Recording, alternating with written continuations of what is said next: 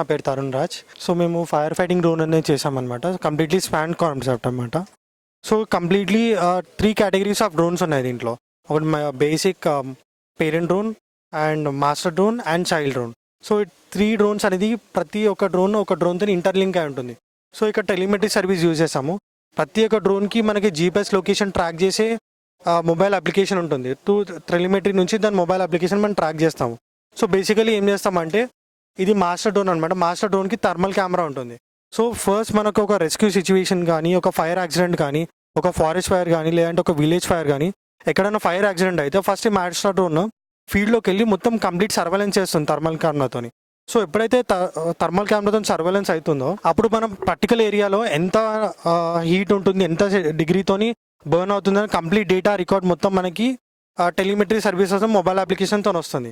ఆ డేటా మొత్తం మనకి జీపీఎస్ కోఆర్డినేట్స్తో సహా మనకి రిసీవ్ అవుతుంది. ఆ రిసీవ్ అయిన తర్వాత ఆ కోఆర్డినేట్స్ మొత్తము డైరెక్ట్ పేరెంట్ డ్రోన్కి సెండ్ చేస్తుంది. ఈ parent drone almost 60 kgs lift చేస్తుంది. సో ఫ్లైట్ ఎండ్యూరెన్స్ కోసం 30 minutes ఫ్లైట్ టైం వస్తుంది మాకు.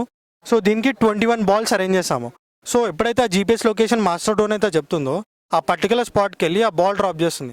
బాల్ డ్రాప్ చేసిన 3 to 5 secondsలో ఆ బాల్ అనేది ఎక్స్టింగ్విష్ అవుతుంది. ఆ బాల్ అనేది 70 degrees Celsius heat temperature reach అయిన తర్వాతనే యాక్టివేట్ అవుతుంది.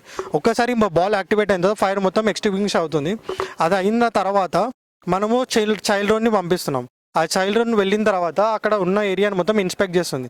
ఇన్స్పెక్ట్ చేసిన తర్వాత ఒక హౌస్లో, ఫర్ ఎగ్జాంపుల్ ఒక హౌస్ని రెస్క్యూ సిచ్యువేషన్లో తీసుకుంటే హౌస్ లోపలికి వెళ్ళి ఈచ్ అండ్ ఎవ్రీ రూమ్లో, హాల్లో కానీ, కిచెన్లో కానీ ప్రతి ఒక్క ఏరియాని ఇన్స్పెక్ట్ చేస్తుంది.